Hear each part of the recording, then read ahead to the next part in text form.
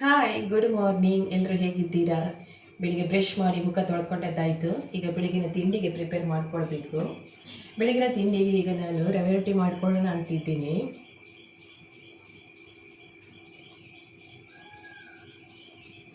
ಇದು ನೆಲ್ಲಿಕಾಯಿ ಜ್ಯೂಸ್. ಬೆಳಿಗ್ಗೆ ಖಾಲಿ ಹೊಟ್ಟೆಗೆ ನಾನು ಒಂದು ಗ್ಲಾಸ್ ತಗೊಳ್ತೀನಿ. ಮೊದಲು ತಗೊಳ್ತಾ ಇರಲಿಲ್ಲ, ಈಗ ಒಂದು ತಿಂಗಳಾಯ್ತು ಅಷ್ಟೇ. ಒಂದು ತಿಂಗಳಿಂದ ಇದನ್ನ ತಗೊಳ್ಳಿಕ್ಕೆ ಸ್ಟಾರ್ಟ್ ಮಾಡಿದ್ದೀನಿ ಅಷ್ಟೇ.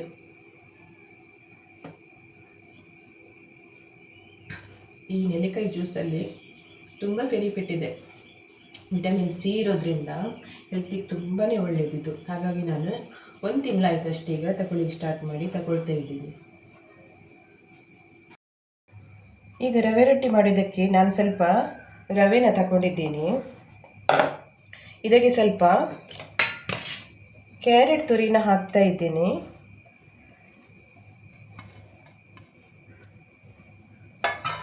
ಹಾಗೂ ಸ್ವಲ್ಪ ಕೊತ್ತಂಬರಿ ಸೊಪ್ಪನ್ನ ಹಾಕ್ತಾ ಇದ್ದೀನಿ.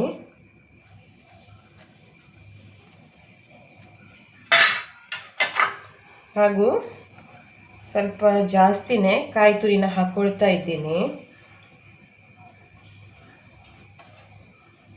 ಕಾಯಿ ತುರಿ ಸ್ವಲ್ಪ ಜಾಸ್ತಿ ಹಾಕ್ಕೊಂಡ್ರೆ ಟೇಸ್ಟ್ ಸ್ವಲ್ಪ ಜಾಸ್ತಿ ಆಗಿರ್ತದೆ, ಚೆನ್ನಾಗಿರ್ತದೆ.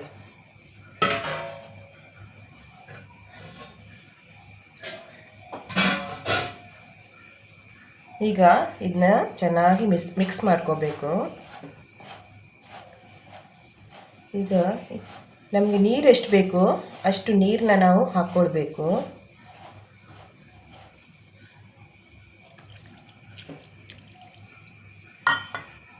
ರುಚಿಗೆ ಉಪ್ಪನ್ನ ಹಾಕ್ಕೊಳ್ತಾ ಇದ್ದೇನೆ.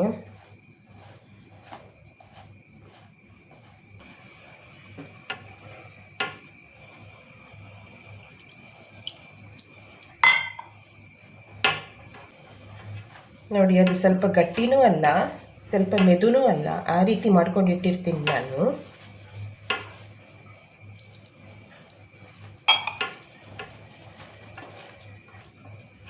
ಬೆಳಿಗ್ಗೆ ಎದ್ದವಾಗ ತುಂಬ ಮಳೆ ಇತ್ತು. ಈಗ ನೋಡಿ ಮಳೆನೇ ಇಲ್ಲ, ಸೆಕೆ ಸೆಕೆ ಆಗ್ತಾ ಇದೆ ಒಂಥರ. ಯಪ್ಪ,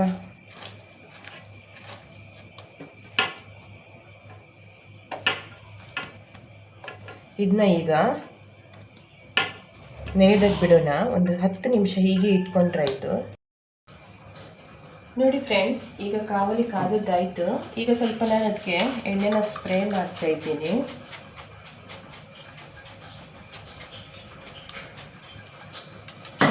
ಈ ಥರ ಎಣ್ಣೆನ ಸ್ಪ್ರೇ ಮಾಡಿಕೊಂಡು ಈಗ ರೊಟ್ಟಿನ ತಡ್ತಾ ಇದ್ದೀನಿ.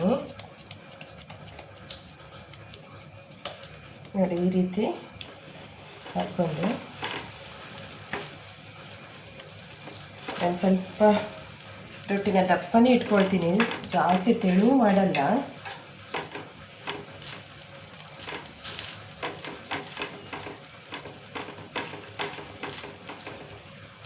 ಈ ಸೈಡ್ ಓಪನ್ ಆಗುತ್ತಲ್ಲ, ಈ ಥರ ಸ್ಪೂನಲ್ಲಿ ನಾನು ಸರಿ ಮಾಡ್ಕೊಳ್ತೀನಿ.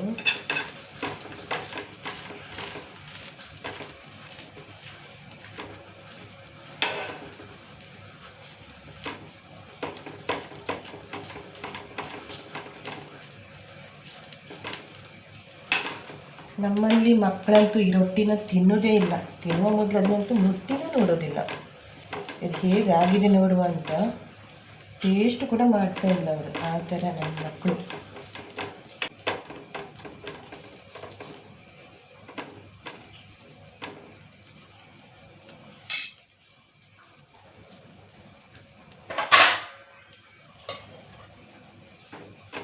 ಇದೀಗ ಮುಚ್ಚಿ ಇಟ್ಬಿಡ್ತೀನಿ.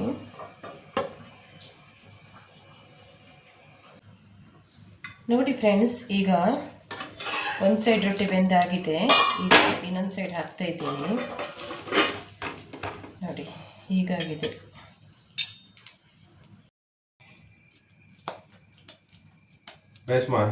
ಹಾಂ, ಇವತ್ತು ಏನು ತಿಂಡಿ ಮಾಡ್ತಿದ್ದೆ ಸ್ಪೆಷಲ್? ಇವತ್ತು ರವೆ ರೊಟ್ಟಿ. ಮಕ್ಕಳು ತಿನ್ನೋದಿಲ್ಲ, ನನಗೆ ಮತ್ತು ನಿಮ್ಗಷ್ಟೇ. ಸೂಪರ್. ಮಕ್ಕಳಿಗಾಗೋದಿಲ್ಲ ಅಲ್ಲ ಇದು. ಮಕ್ಕಳಿಗೆ ಏನು ಮಾಡ್ತೀವಿ? ಮಕ್ಕಳಿಗೆ ಬ್ರೆಡ್ ಆಮ್ಲೆಟ್ ಆದರೆ ಮಾಡಿ ಕೊಡಬೇಕೀಗ. ಸರಿ ಸರಿ ಮಾಡು. ಚಟ್ನಿ ಮಾಡ್ತೀನಿ ಆಯ್ತು ಇದಕ್ಕೆ. ಆಯ್ತಾಯ್ತು, ಚಟ್ನಿ ಒಳ್ಳೆ ಕಾಂಬಿನೇಷನ್. ನೋಡಿ ಫ್ರೆಂಡ್ಸ್, ನಾವೀಗ ಮೀನು ಮಾರ್ಕೆಟಿಗೆ ಹೋಗ್ತಾ ಇದ್ದೀವಿ. ಏನಾದರೂ ಮೀನು ತರೋಣ ಅಂತ. ಏನು ಮೀನು ಸಿಗುತ್ತೆ ನೋಡಬೇಕು. ಈಗಂತೂ ತುಂಬ ಕಾಸ್ಟ್ಲಿ ಮೀನೆಲ್ಲ, ತುಂಬ ಸಿಕ್ಕಾಪಟ್ಟೆ ರೇಟು. ಏನು ಸಿಗುತ್ತೆ ನೋಡೋಣ, ಬನ್ನಿ ಹೋಗೋಣ. ಈಗ ನಾವು ಮಾರ್ಕೆಟಿಗೆ ಹೋಗಿದ್ದಾಯಿತು. ಈಗ ನೋಡಿ ಮೀನು ನೋಡಿ, ಇದೆಲ್ಲ ನದಿ ಮೀನುಗಳು ನೋಡಿ, ಇದೆಲ್ಲ ನದಿ ಮೀನುಗಳು. ಅದು ಕೆಂಬೇರಿ, ಕಂಡಿಕೆ ಮತ್ತು ಕೆಲವೆಲ್ಲ ಮೀನಿದ್ನೇನು ಹೆಸರು ಗೊತ್ತಿಲ್ಲ ನೋಡಿ, ಅಂಥದ್ದೆಲ್ಲ ಮೀನು. ಇದು ನೋಡಿ, ಇದು ಕೆಂಬೇರಿ ಮೀನು, ಅದು ಕೊಕ್ರ ಆಚೆ ಕಡೆ ಇದ್ದದ್ದು. ಇದೆಲ್ಲ ಚಿಕ್ಕ ಚಿಕ್ಕ ಮೀನು. ಇದು ಕಂಡಿಕೆ ಮೀನು ಮಧ್ಯದಲ್ಲಿದೆ ನೋಡಿ, ಅದು ಕಂಡಿಕೆ ಮೀನು. ಜಾಸ್ತಿ ಏನು ಮೀನಿಲ್ಲ, ತುಂಬ ಕಡಿಮೆ. ಈಗ ಮಳೆ ಅಲ್ವಾ, ಹಾಗಾಗಿ ಮೀನು ತುಂಬ ಕಡಿಮೆ ಇದೆ. ರೇಟ್ ಅಂತೂ ಕೇಳೋದೇ ಬೇಡ, ಸಿಕ್ಕಾಪಟ್ಟೆ ರೇಟು. ಸ್ವಲ್ಪ ಮೀನಿಗೆ 2,500 3,000 ಅಂತ ಹೇಳ್ತಾರೆ. ಅದೇ ರೇಟಿಗೆ ಕೊಡೋದಿಲ್ಲ ಬಿಡಿ, ಸ್ವಲ್ಪ ಕಡಿಮೆ ಮಾಡ್ತಾರೆ. ಆಮೇಲೆ ಇದು ನೋಡಿ ಪ್ರಾನ್ಸ್. ಈಗ ನಾವು ಮೀನು ತಗೊಂಡಿದ್ದಾಯಿತು, ವಾಪಸ್ ಮನೆಗೆ ಬರ್ತಾ ಇದ್ವಿ. ಸ್ವಲ್ಪ ಮೀನು ತಗೊಂಡೆ, ಜಾಸ್ತಿ ಏನು ತಗೊಳ್ಳಿಲ್ಲ. ನೋಡಿ ಫ್ರೆಂಡ್ಸ್, ಮೀನು ತಗೊಂಡು ಬಂದಾಯಿತು. ಇದು ಸಮುದ್ರದ ಮೀನು ಅಲ್ಲ, ಇದು ನದಿ ಮೀನು. ಇದ್ರ ಹೆಸರು ಏನು ಗೊತ್ತಾ? ಇದು ಹೆಸರು ಕೊಕ್ರ ಅಂತ. ನೋಡಿ, ಫ್ರೆಶ್ ಆಗಿದೆ ನೋಡಿ, ಹೇಗಿದೆ ನೋಡಿ. ಇದ್ರ ರೇಟ್ ಎಷ್ಟು ಗೊತ್ತಾ? ಇಷ್ಟು ಮೀನಿದ್ರೆ ರೇಟ್ 1,100. ಇದು ಸಮುದ್ರದ ಮೀನು ಈಗ ಬರ್ತಾ ಇಲ್ಲ ಅಲ್ವಾ, ಹಾಗಾಗಿ ನದಿ ಮೀನಿಗೆ ರೇಟ್ ತುಂಬ ಜಾಸ್ತಿ. 1,100 ಕೊಟ್ಟು ಇದನ್ನ ತಗೊಂಡು ಬಂದಿದ್ದು. ಇಲ್ಲಾಂದ್ರೆ ಇದ್ರ ರೇಟ್ ಏನು ಕಡಿಮೆ ಅಂತ ಇರೋದಿಲ್ಲ. ನದಿ ಮೀನಿಗೆ ರೇಟ್ ಜಾಸ್ತಿನೇ ಯಾವತ್ತು. ನನಗಂತೂ ಬೇಕಲ್ವಾ ಸಾರಿಗೆ, ಹಾಗಾಗಿ ಇದನ್ನ ತಗೊಂಡು ಬಂದೆ. ಈಗ ಸಂಜೆ ನಾವು ಗಂಡನ ಮನೆಗೆ ಹೋಗ್ತಾ ಇದ್ವಿ. ನಮ್ಮ ಮನೆಯಿಂದ ಗಂಡನ ಮನೆಗೆ ಒಂದು 4 ಕಿಲೋಮೀಟ್ರ್ ಇದೆ ಅಷ್ಟೇ. ಈಗ ನಾವು ಹೈವೇಯಿಂದ ಒಳಗಡೆ ಹೋಗಬೇಕು. ಇಲ್ಲಾಂದರೆ ಇನ್ನೊಂದು ಕೂಡ ರೋಡ್ ಇದೆ, ಅಲ್ಲಿಂದ ಕೂಡ ಹೋಗ್ಬೋದು. ಜಾಸ್ತಿ ಏನು ದೂರ ಆಗೋದಿಲ್ಲ ಅಲ್ಲಿ ಹೋಗಬೇಕಾದ್ರೆ. ಈಗ ನೋಡಿ, ನಾವು ಗಂಡನ ಮನೆಗೆ ಬಂದ್ವಿ. ಇದು ನೋಡಿ, ಹೀರೆಕಾಯಿ ಬಳ್ಳಿ. ಇದರಲ್ಲಿ ಇನ್ನೂ ಹೀರೆಕಾಯಿ ಆಗಿಲ್ಲ, ಹೂ ಬಿಡಲಿಲ್ಲ. ಇನ್ನೂ ಹೂ ಬಿಟ್ಟು ಕಾಯಿ ಆಗಬೇಕಷ್ಟೇ. ಇದರಿಂದ ಆಗಸ್ಟ್ ತಿಂಗಳಲ್ಲಿ ಆಗ್ಬೋದು, ಸ್ಟಾರ್ಟ್ ಆಗ್ಬೋದು ಆಗಲಿಕ್ಕೆ.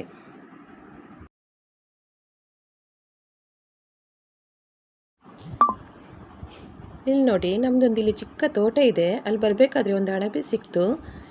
ಇದು ಅಣಬೆ ನೋಡಿ, ಇದು ಒಳ್ಳೆ ಅಣಬೆ ಅಂತ ಅನಿಸ್ತಾ ಇದೆ ನನಗೆ. ಇದು ನೋಡಿ, ಇದೇ ನಮ್ಮ ತೋಟ. ಅಡಿಕೆ ಸಸಿ ಹಾಕಿದ್ದೇವೆ ನೋಡಿ, ಇದೇ ತೋಟ. ಒಂದು ಸ್ವಲ್ಪ ಅಡಿಕೆ ಸಸಿ ಹಾಕಿದ್ದೇವೆ, ಒಂದು 180 ಅಡಿಕೆ ಸಸಿ ಇದೆ. ಒಂದು 5-6 ತೆಂಗಿನಕಾಯಿ ಮರ ಇದೆ ಅದರಲ್ಲಿ.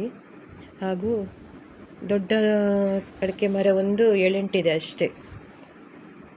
ಇದು ನಮ್ಮ ತೋಟ. ಇದು ಅಡಿಕೆ ಸಸಿ ಹಾಕಿದ್ದೇವೆ ನೋಡಿ, ಇದೆಲ್ಲ ನಮ್ಮ ತೋಟ ನೋಡಿ. ಬನ್ನಿ ಹೋಗೋಣ, ತೋಟ ನೋಡೋಣ ನಮ್ಮದು. ಬನ್ನಿ.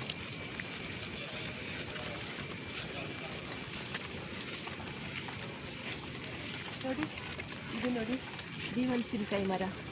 ಇದು ಗೊತ್ತಲ್ಲ ನಿಮಗೆ, ದೀವಲ್ಸಿನಕಾಯಿ. ಇದು ಇನ್ನು ಬೆಳೀಲಿಕ್ಕೆ ಒಂದು ನೆಕ್ಸ್ಟ್ ಆಗಸ್ಟ್ ಎಂಡ್ ಅಥವಾ ಸೆಪ್ಟೆಂಬರ್ ಫಸ್ಟ್ ವೀಕಲ್ಲಿ ಇದು ಬೆಳಿಬಹುದು. ಈಗ ಎಳುತ್ತು, ಇದು ಬೆಳಿಲಿಲ್ಲ ಇನ್ನು. ಬನ್ನಿ ಹೋಗೋಣ.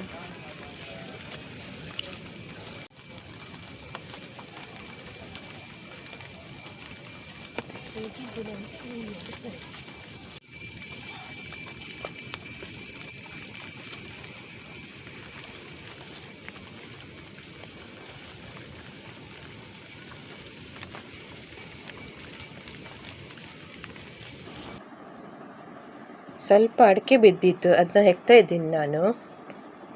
ಜಾಸ್ತಿ ಏನಿಲ್ಲ, ಸ್ವಲ್ಪ ಬಿದ್ದಿತ್ತು, ಅದನ್ನ ಹೆಕ್ತಾ ಇದ್ದೀನಿ ನೋಡಿ. ಹಾಗೆ ತೆಂಗಿನಕಾಯಿ ಕೂಡ ಸಿಕ್ತು. ಒಂದು 10-15 ತೆಂಗಿನಕಾಯಿ ಕೂಡ ಸಿಕ್ತು. ಅದನ್ನು ಹೆಕ್ಕೊಂಡು ತಗೊಂಡು ಹೋದೆ. ಇದು ನೋಡಿ, ನುಗ್ಗೆ ಮರ. ಇದರಲ್ಲಿ ಏಪ್ರಿಲ್ ಮೇಯಲ್ಲಿ ನುಗ್ಗೆಕಾಯಿ ಇತ್ತು. ಈಗ ನುಗ್ಗೆಕಾಯಿ ಇಲ್ಲ ಇದರಲ್ಲಿ. ಇನ್ನು ಹೂವಾಗಿ ನುಗ್ಗೆಕಾಯಿ ಆಗಬೇಕಷ್ಟೇ. ಇದರಲ್ಲಿ ಸ್ವಲ್ಪ ಒಂದು 5-6 ಆಗಿತ್ತು ಏಪ್ರಿಲ್ ಮೇಯಲ್ಲಿ, ಫಸ್ಟ್ ಟೈಮ್ ಆಗಿದ್ದದು ನುಗ್ಗೆಕಾಯಿ. ಈಗ ಮಳೆ ಬರಲಿಕ್ಕೆ ಸ್ಟಾರ್ಟ್ ಆಯಿತು. ಇನ್ನು ಸೀದಾ ಮನೆ ಕಡೆ ಹೋಗುದು.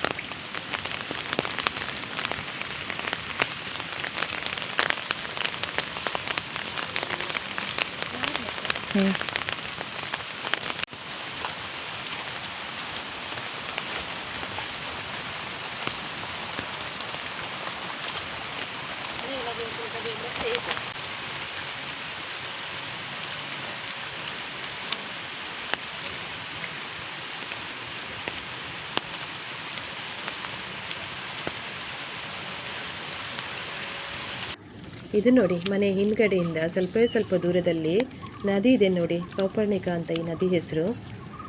ಈ ಸರಿ ಮಳೆ ಇಲ್ಲದ ಕಾರಣ ಇದು ನೆರೆ ಕೂಡ ಬಂದಿಲ್ಲ ಈ ಸರಿ, ಇಲ್ಲಾಂದರೆ ಜೋರು ನೆರೆ ಬರ್ತಾ ಇತ್ತು.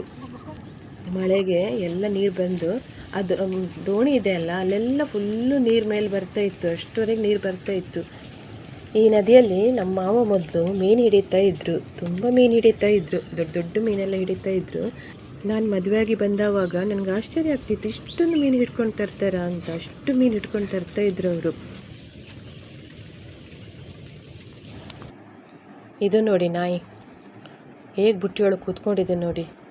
ಮಳೆಗೆ ಒಳ್ಳೆ ಬೆಚ್ಚಗಾಗ್ತಾ ಉಂಟು, ಚಳಿ ಇದೆ ಅಲ್ಲ, ಜೋರು ಮಳೆ ಬರ್ತಾ ಇದೆ, ಅದಕ್ಕೆ ಒಳ್ಳೆ ಬೆಚ್ಚಗಾಗ್ತಾ ಉಂಟು. ಅದರೊಳಗೆ ಒಳ್ಳೆ ಮಡಿ ಕೂತ್ಕೊಂಡಿದೆ ನೋಡಿ ಅದು. ಈಗ ನೋಡಿ ನಿದ್ದೆ ಬರಲಿಕ್ಕೆ ಶುರುವಾಯಿತು ಅದಕ್ಕೆ. ಅನ್ನ ಎಲ್ಲ ಜಾಸ್ತಿ ತಿನ್ನೋದಿಲ್ಲ, ಬರೀ ಆಯಿಲ್ ಫುಡ್ ತಿನ್ನೋದು ಮತ್ತು ಬೇಕ್ರಿ ಐಟಮ್ ತಿನ್ನೋದು ಅಷ್ಟೇ ಅವನ ಕೆಲಸ. ಜಾಸ್ತಿ ಅನ್ನ ಮತ್ತು ಬೇರೆ ಏನು ಹಾಕಿದರೂ ತಿನ್ನೋದಿಲ್ಲ. ನಿಮ್ಗೆ ಈ ವಿಡಿಯೋ ಇಷ್ಟ ಆದರೆ ಪ್ಲೀಸ್ ಲೈಕ್ ಮಾಡಿ, ಶೇರ್ ಮಾಡಿ, ಕಮೆಂಟ್ ಮಾಡಿ, ಹಾಗೂ ದಯವಿಟ್ಟು ಸಬ್ಸ್ಕ್ರೈಬ್ ಮಾಡ್ಕೊಳ್ಳಿ ಅಂತ ಹೇಳ್ತಾ ಈ ವಿಡಿಯೋನ ಎಂಡ್ ಮಾಡ್ತಾ ಇದ್ದೇನೆ. ನೆಕ್ಸ್ಟ್ ವಿಡಿಯೋದೊಂದಿಗೆ ಮತ್ತೆ ಸಿಗೋಣ. ಓಕೆ, ಬಾಯ್.